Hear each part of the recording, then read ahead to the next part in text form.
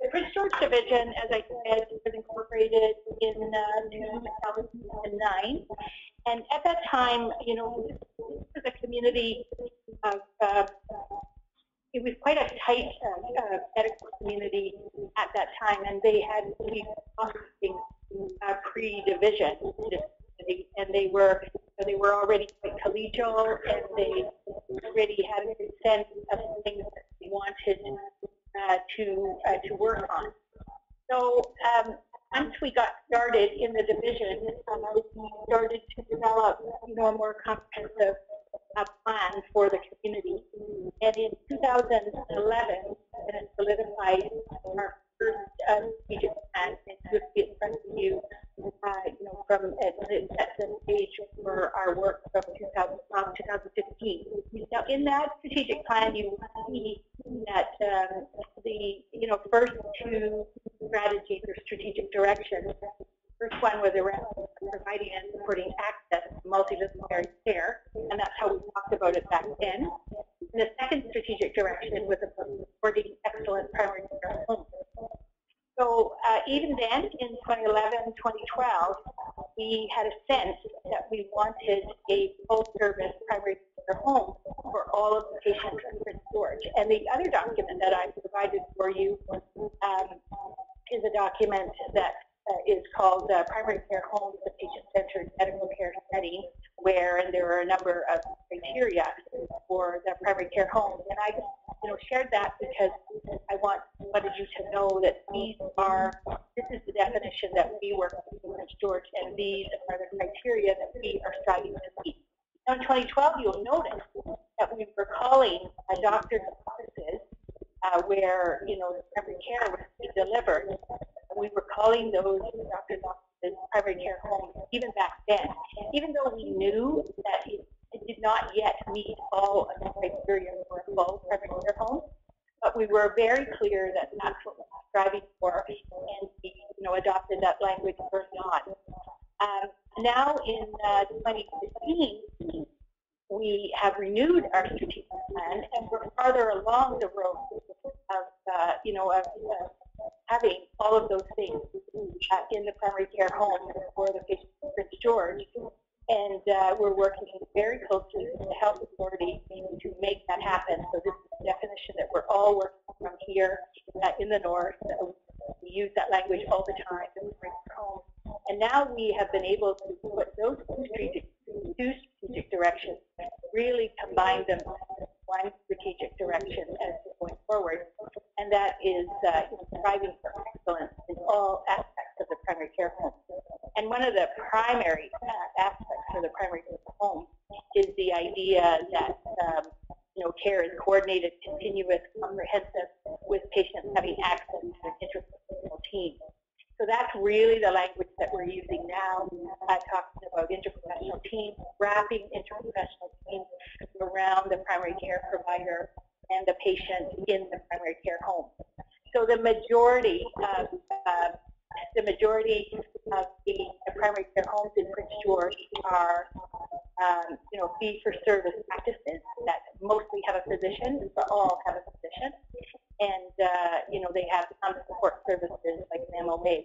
So the remainder of the interprofessional team will come from the health authority, and as the health authority works to, and I use this word, Suzanne might not, but as the health authority works to kind of redeploy their staff around the primary care home where the patient and the doctor are.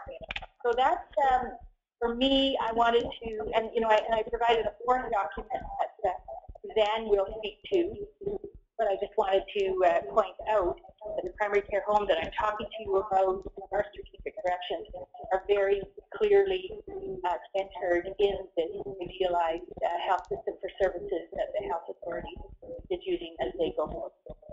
So maybe Bill thought that maybe Bill could fill out, you know, the more kind of physician-centric language that I.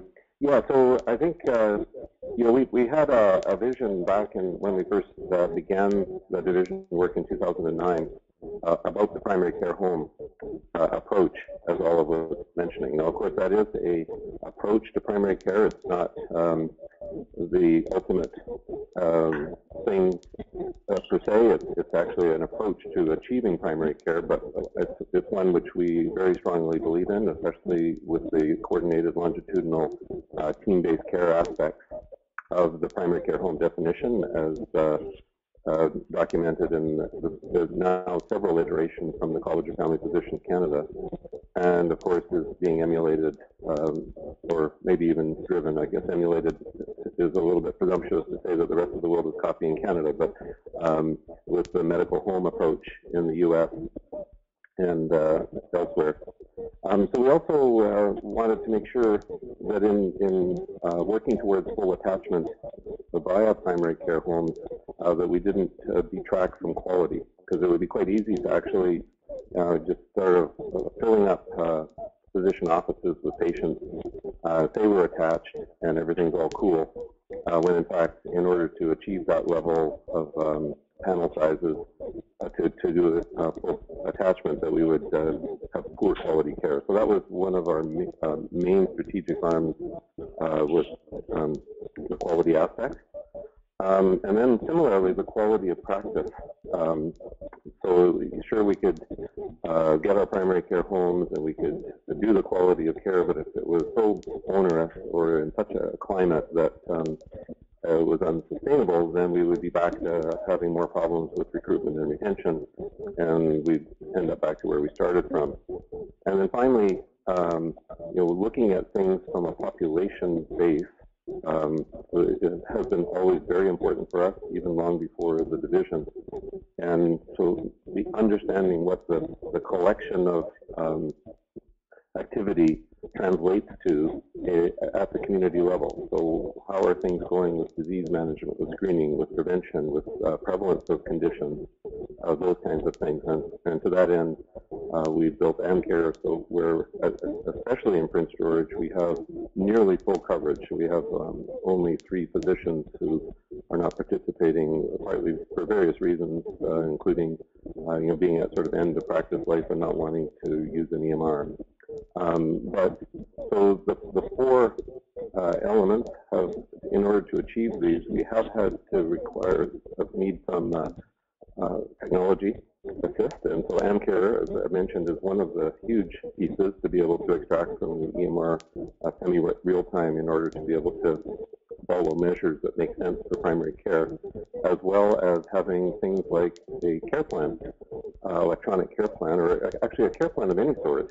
But as it turns out, if it's not electronic, it's almost impossible to manage. We've had a number of runs at care plans in Northern Health over the years, and they have failed for a lack of availability, consistency, all that kind of stuff. So we built that technology into our local EMR so that we have an electronic care plan, which is now being able to be also adopted by the Northern Health teams that are wrapped around these primary care homes. They have similar functionality in the Northern Health EMR, and are able to keep track of things that way with plans of care versus care plans. We don't have enough time to get into the full nuances of that. That's a whole topic unto itself.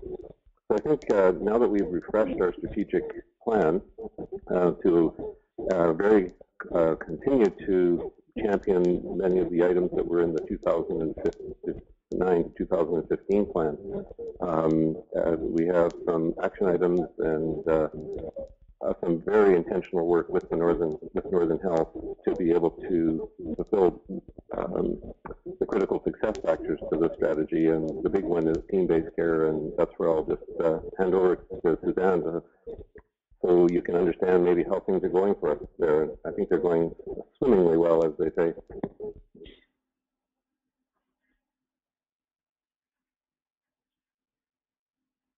We don't have audio on you yet. How's that? You got it. Thank you. As Bill alluded to, this conversation is so big, it's hard to know what to introduce in a small segment. So I think I'll try and say the minimum and where your areas of interest lie. I think what you have in front of you in terms of what people here tend to call the colorful bubble map is truly, though, our guiding north star in Northern Health around what it is that we're trying to not just design but achieve. there is a structural shifting that's underway for us towards this idealized model. But if all we focused on was a structural change, we won't be any different than we are now. We're also very focused on a behavioral change that actually delivers care in a different way. So for me, when I look at this model, what it really does articulate quite well is that we have a shift in our orientation to how we care for people. Is the purple bubble of person and family at the very core, and wrapped right around them is the primary care home and a practice-based disciplinary team, what we're now referring to here as an interprofessional team, because of course our language is involved to keep practicing interprofessionally.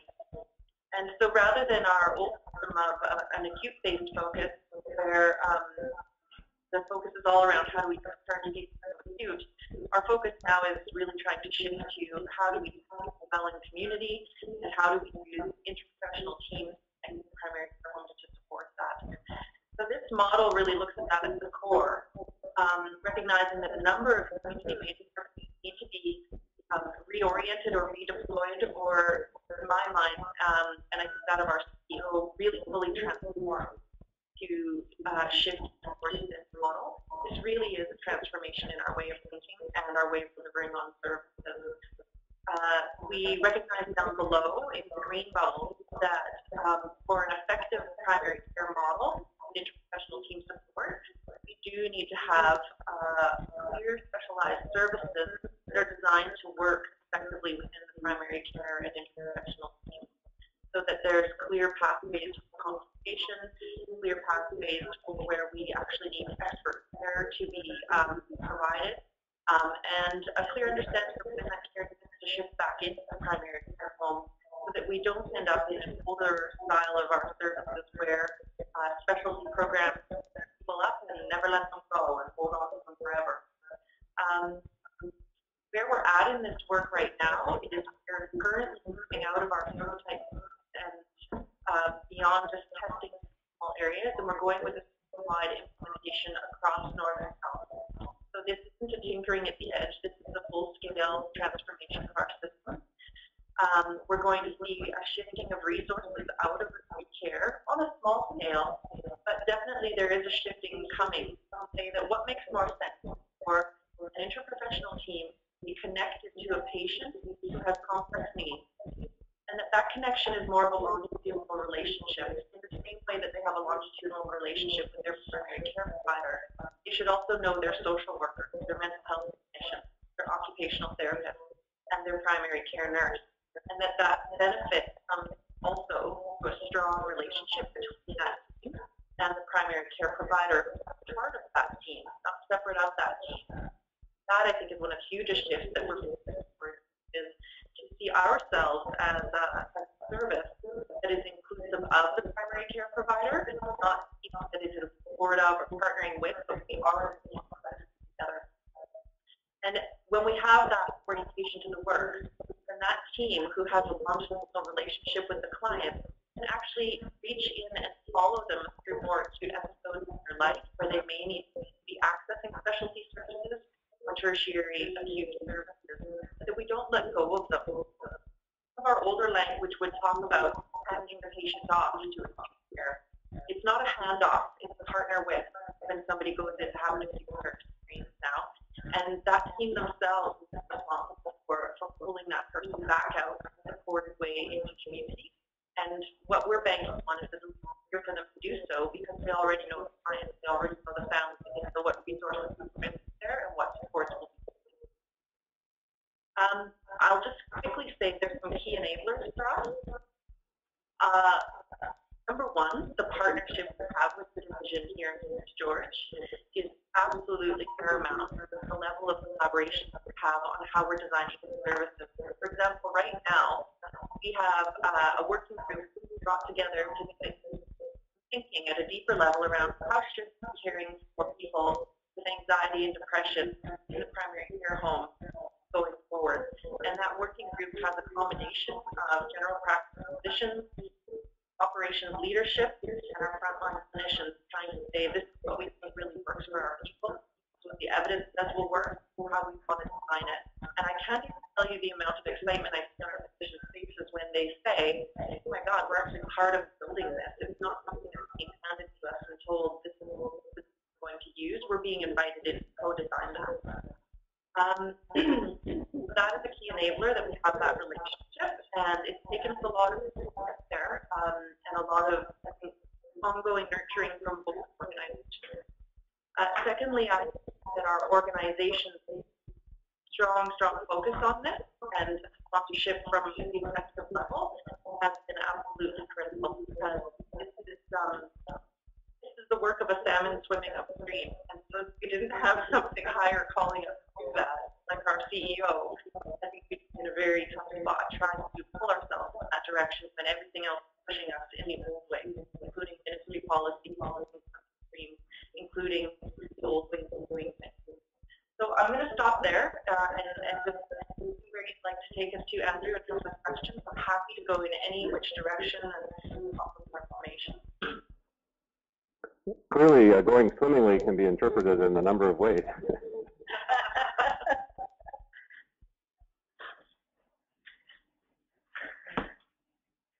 Questions?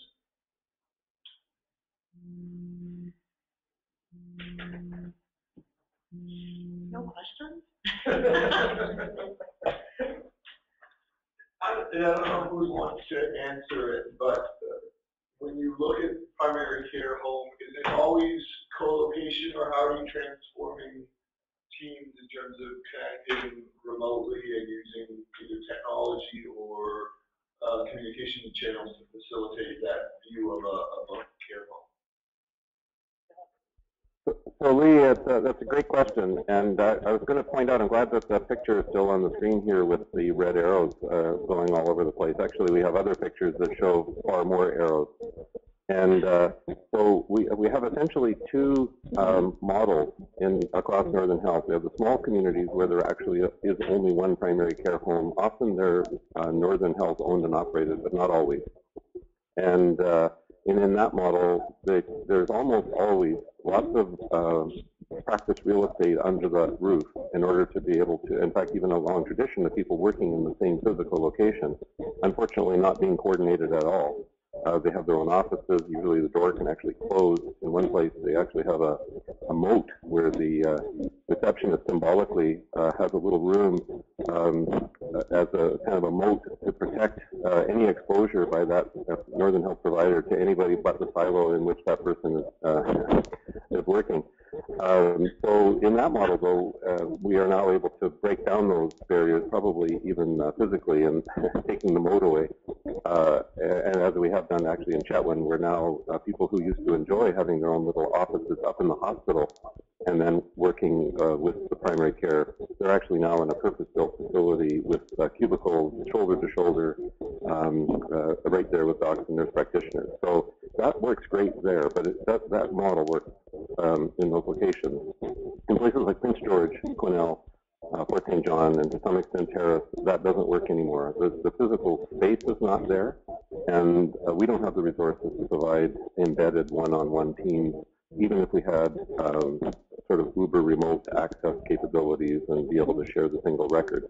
So in those circumstances, and especially for Prince George, we've elected to take a more virtual approach using parallel records for now, not the long-term strategy, but to bolster those arrows with secure messaging, which we built. It's operating now. It's being gradually deployed across the health authorities, all providers, whether or not specialists and GPs and alike, but also to our health authority staff, who are then able to very quickly and seamlessly message from EMR to EMR into the inbox, into the patient's chart, and to be able to share selected information. We've also got a system where the care plan is mounted in our Cerner power chart, so it's available to all providers in any venue across the health authority through what we are referring to, or what is referred to as the electronic health record for the region, where all diagnostic, Northern Health diagnostic tests, all acute encounters, all sort of transcription, cancer care, outpatient visiting specialists, and so on, information is available to complement, most of which is already in the primary care record, but it does provide a place, sort of a common anchor for team-based care, for facility-based care, and for the GPs themselves as they work in these different venues. The thing I'd add to that, Bill, is very small in comparison to what you said. It covers the bulk of the way we're trying to have teams connecting, but it's remarkable to see what a shift we're able to create also in our workflow. So one of the things we've tried here in Prince George, we have 2 teams operating right now in Prince George and have a number of practices that they're connected to. Don't have that ratio right now. We have many practices on enough teams, and we know that. We're working on adjusting that. But what we have tried to do with a number of the practices is we've actually started doing rounds. So either weekly or every other week, or monthly, we're trying out the frequency. And so we're actually conducting patient rounds with the team and the GPs from that practice to say, who's top of mind for you, what are the concerns, and there's an ongoing dialogue between the team and the GP office.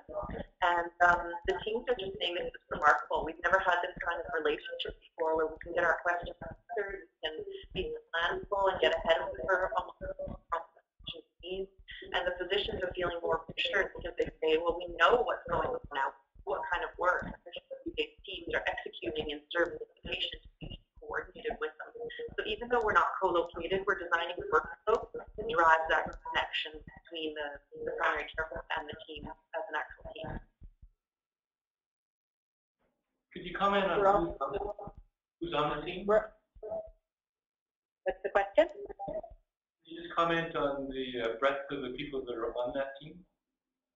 Absolutely.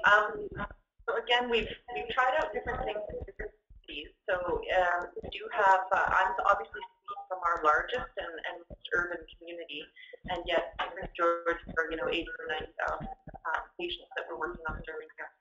So the composition we have here and that we've been trying out is at least at a minimum, we've had primary care nurses, and I'll say more about that, social workers, mental health clinicians, occupational therapy, physiotherapy, and a life skills worker. And we also have an administrative support position that we're calling a primary care assistant, which is really different from the way our clerical staff may have supported before. They're actually becoming very similar to MOAs in the way that they're providing support to the team. So they're scheduling visits, they're calling clients, they're coordinating work, they're doing the cursory data entry of intaking clients. The mixture on the team has been also quite remarkable. When we've done forums with our staff who are both working in that model and who are yet to move towards that model, what we hear collectively from people is, it feels so easy now. I don't feel isolated. I can get the help I need. When an issue comes up, I just turn and my mental health clinician partner is right there and can support me with that need. So staff are finding that quite empowering.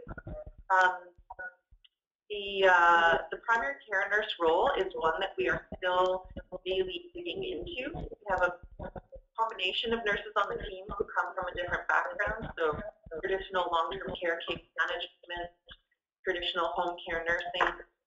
We had some public health nursing on the team for a little while, and we weren't able to move in that just for HR reasons right now, but we will be moving in that direction. So we're kind of expressing only a small part of the role now. We do need to grow for the primary care nurse role, see where we could go with chronic support and management. We're doing a lot of work right now with supporting frailty and supporting health diagnosis, especially patients who have that low-grade anxiety, depression, and ongoing or short-term counseling. And I think we're also seeing, I mentioned a lot of frail elderly as well. We both do an urgent response and that long-term care coordination. So what we will see is sometimes an active client for the team has a crisis, and the team has the capacity to deliver an urgent response, execute some interventions in the home, and definitely where we're avoiding hospital admissions for frail elderly because of that. Suzanne, can I ask you just to build on that answer and explain the difference between who's in the blue circle and who's in the green circle and the first yellow circle? Like, how is that actually landing from the perspective of an IH staff person, and where do they see themselves? Are some of them in multiple places? That's a very interesting question. I think right now staff are actually asking us the same thing. Where do I show up in the system? And that's because we're really, truly at the crux of making this change. We've just executed meetings with the unions this week to talk about the changes that will be taking place. So when I look at the blue bubble, you'll notice there's sort of a faint white dashed line that runs through the center of the person and family. We've got this practice-based multidisciplinary team on one side. It may look slightly different in different communities and in smaller communities, certainly. Here in Prince George, when we look at a practice-based multidisciplinary team, I think we see more of a blurring between what sits just inside the blue and what sits just outside in the yellow. So outside in the yellow, it says community services multidisciplinary team. What we are seeing right now in Prince George is when we look at our resourcing, we really do see the primary care nurse and to a large extent the mental health clinician being tightly embedded within that blue bubble because we have understood that there's a need for that kind of clinician quite intensively on the team and that they may very often be the most responsible clinician, if you will, on the team for a number of the clients. The yellow bubble that sits just outside and alludes to a community services multidisciplinary team includes even more of those allied health positions, social work, occupational therapy, physiotherapy. We have slightly fewer of those resources to work with in our system, and so they are spread across perhaps more practices or even shared between a couple of teams. So that's where there's a bit of a blurring in the fidelity to this model because as you would understand, we developed this model quite a number of years ago as the idealized system, and now as we get into actually translating that into reality, these are some of the practicalities that we're seeing. It's not quite as clear as the blue bubble or the yellow bubble. There's a bit of gray in between, but the teams themselves would really sit within that blue bubble and that first yellow bubble. When we get out and out, then we're talking more about some of those other professions, dietary, pharmacy, life skills work that might sit out there. When we look at the green bubbles below, those really do refer to our specialized programs and services. So chronic disease, that might include things like our diabetes clinic or our MS clinic or our chronic pain clinic. Those would be specialty services that the team may draw on for consultative support or actually some direct care when we have a very complex situation. We also have a palliative care consultant team that would fit in that bucket.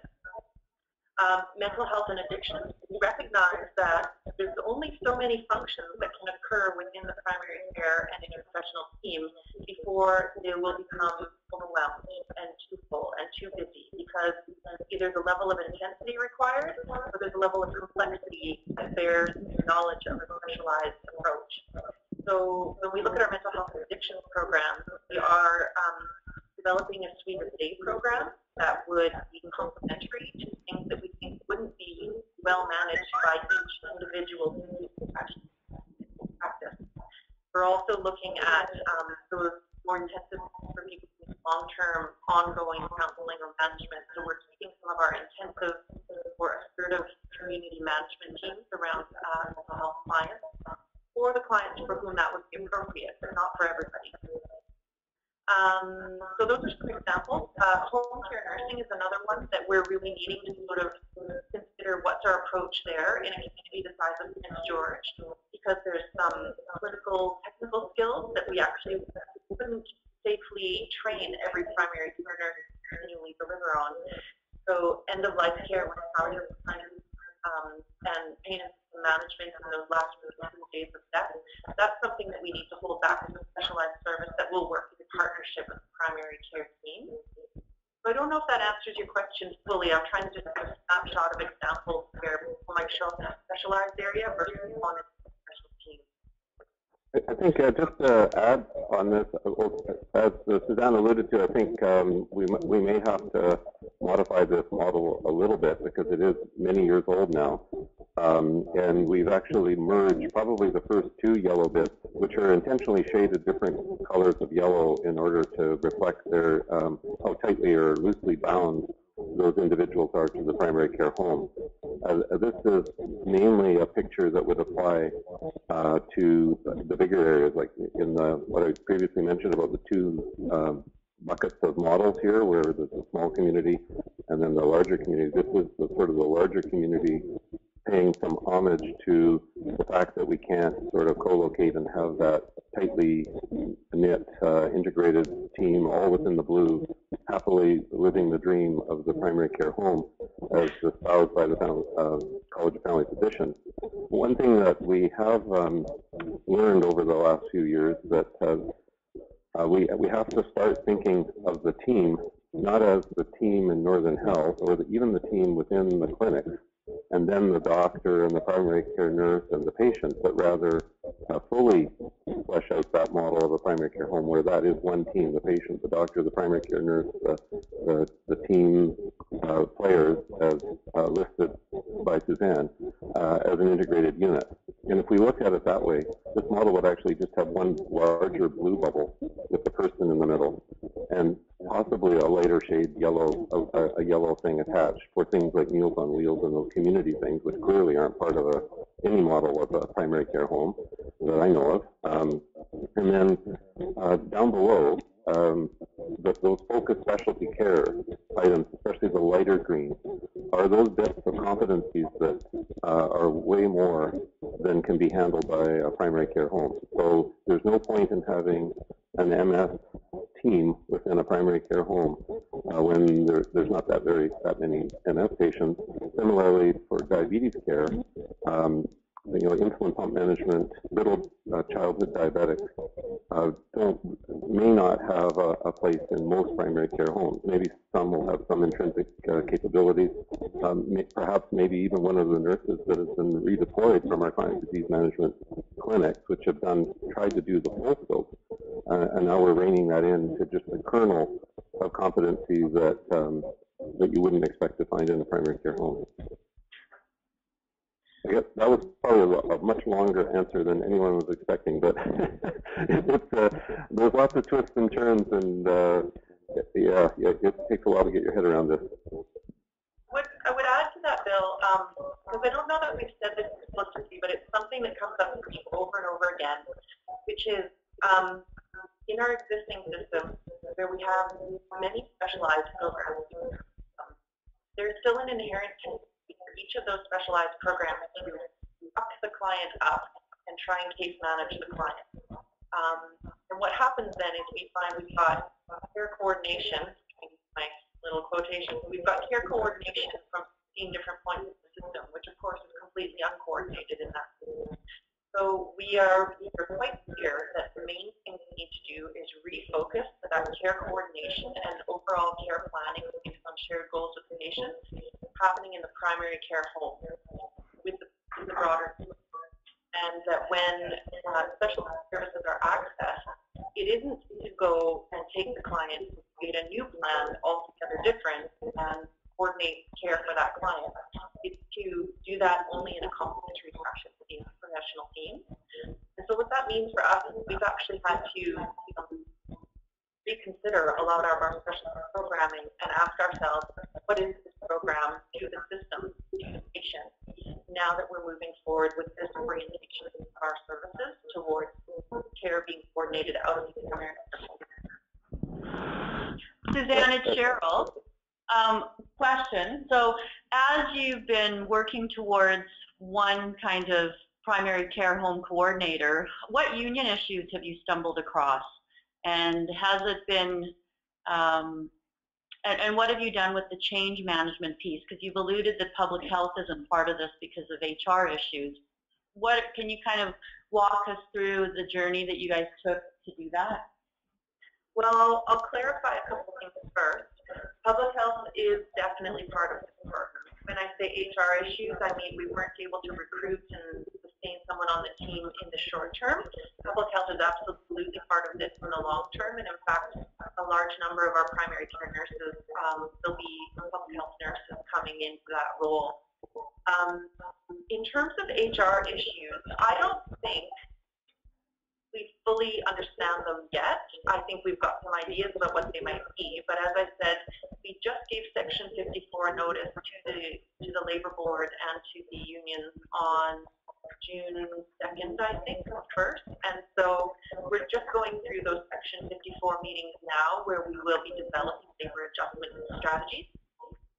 So some of the issues are probably yet to surface themselves based on the feedback we start receiving from the union about our plan. But on the whole, our staff are very excited to get going to this model. So I don't really foresee that it will be difficult, I think, for unions to take a strong oppositional stance to it when our staff are feeling like this is the right direction to head in. Now, of course, that's not universal, but in saying that, I think that speaks to the change management process. And there's times where I think we've done a really good job of that, and there's times where we've really missed the mark on that. It's difficult with such a large-scale system transformation to be coordinated. One thing that we have talked about a lot in our change management approach is the notion of an emerging system. And that and I think for any of you who were meeting with Stephen Brown and the health authorities down in Vancouver in early June, they talked about an emerging system there. And the idea is that we tend to actually possibly foresee everything that's going to roll out in front of us to achieve this work. The best we can hope for is to see the next step or maybe two steps that are ahead of us. And then we need to pause again, look around, understand what we know differently now, and then take the next step and the next step. That's a really uncomfortable way for large organizations to work, and it's not the way we're used to doing things. And it's really uncomfortable for our staff. We've had to say to our staff many times over, there isn't a big shiny new bronze statue in the town square waiting to be unveiled. Pull the canvas off of it. That's not what's happened here. We haven't designed this beautiful new shiny thing that we're waiting to reveal, and we're just holding it behind closed doors until we're ready. It's been really clear for people that the analogy to make more sense is that actually we're collectively, as operations leaders, as frontline staff, as primary care providers, we're kind of walking into a fog here together, and that we really have to do that quite in unison, because every now and then someone's going to hit some boggy ground and we're not going to be on stable ground and we're going to step back.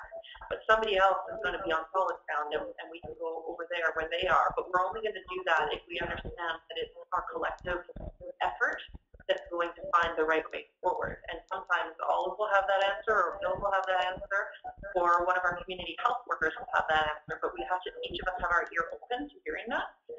So that is also a different way of working for our staff, because they are very used to working in a way where they've been told, here's the policy, here's the way of doing it, and do it this way.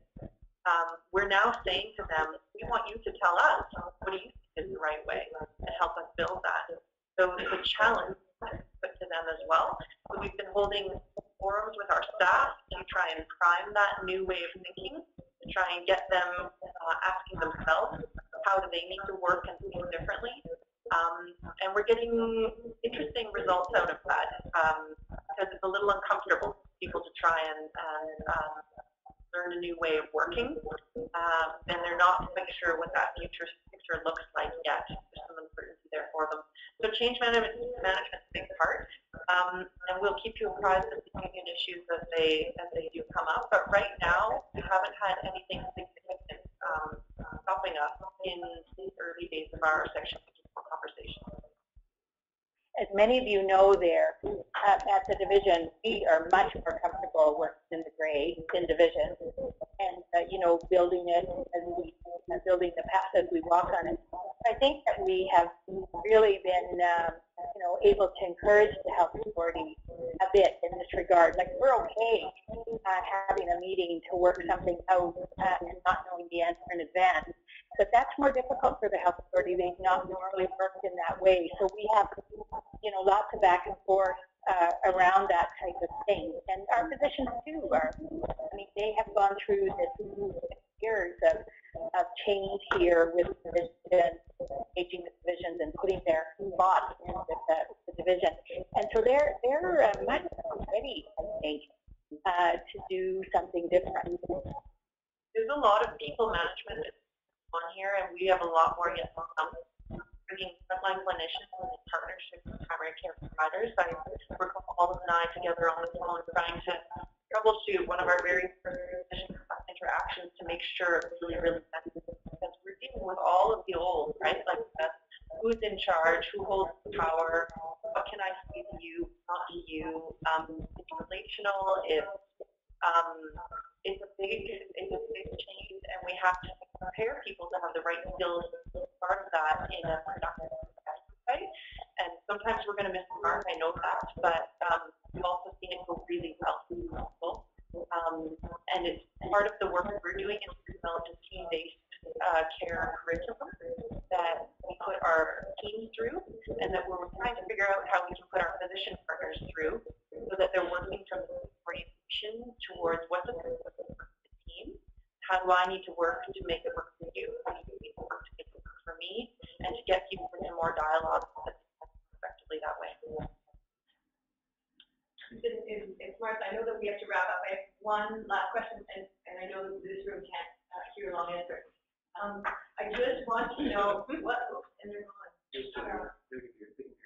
Can you hear me? Yeah. We can't see you anymore.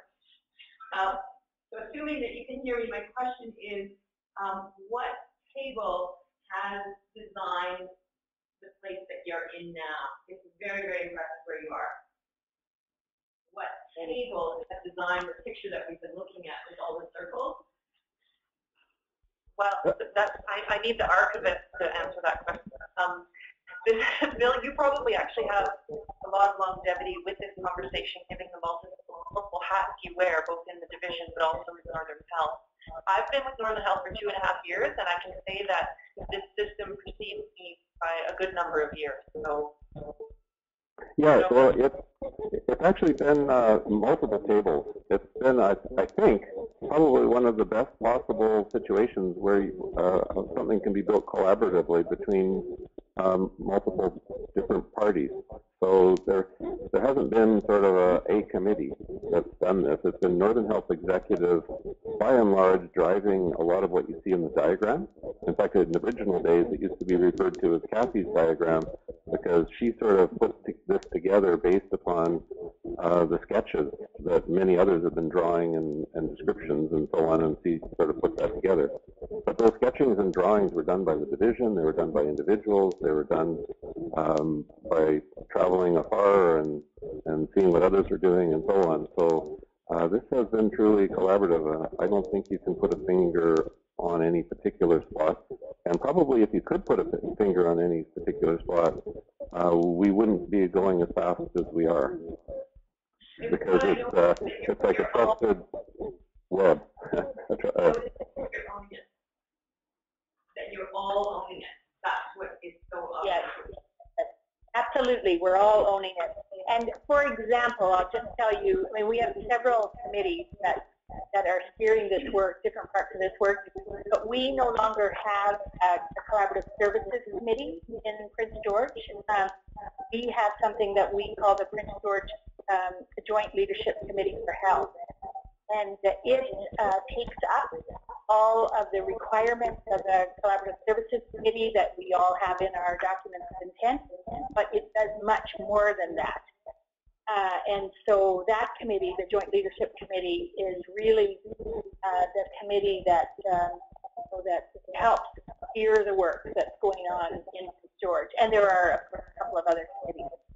So that's how far we've gone. Like we realize that what we're doing is bigger than what the requirements of the Collaborative Services Committee is. I mean, I like to say we collaborate everywhere, not just in the committee called the Collaborative Services. And also to make this work practically, we've used what many might have, and I would have even viewed 10 years ago as apparently impractical, pie-in-the-sky models. So the accelerated model for improvement, layered enterprise architecture design, all of these tools out there, when just sort of studied and having meetings about, I think put a pretty superficial layer on things. But we have, since 2006, so long before the division, 2005 actually, Olive and I and others have been in meetings where we've brought up consultants the consultants who helped transform Jönköping County health system in Sweden. We've been to South Central Foundation in Alaska and looked at their model of how that they do their business model design. And South Central, by the way, is extremely attentive to business modeling.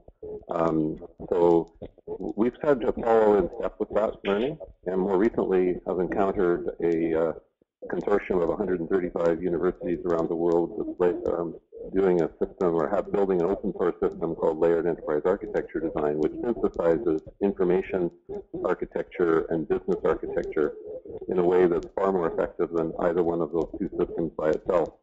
And so this picture model in front of you here is actually really a stylized representation of what we were building with function system maps. We even made placemats for people who came to have meetings with us, and there would be placemats around the table that would have a system map for primary care, a system map for the division itself, and so on, the support, the mainstay business drivers, and so on. So, there is a lot behind this, and I don't think without any of the individual pieces we would have got as far as we did. But by the same token, I don't think we can point to any one piece that's been the anchor, the thing that really got things going, other than the enthusiasm for both the health authority and the physicians to realize that primary care home dream. Olive and Bill, Suzanne, thank you so much for the time you've given us this morning. You folks are not quite step one, but close to step one of a whole bunch of steps that we're about to be taking in this region just to explore these ideas. And it's been a tremendous gift for you to share this with us. You may have noted on the screen that someone sort of snuck in the room just at the end of the meeting there, just so you know. Those scandalous comments you made at the beginning, Bill, she wasn't here for those, so you're okay.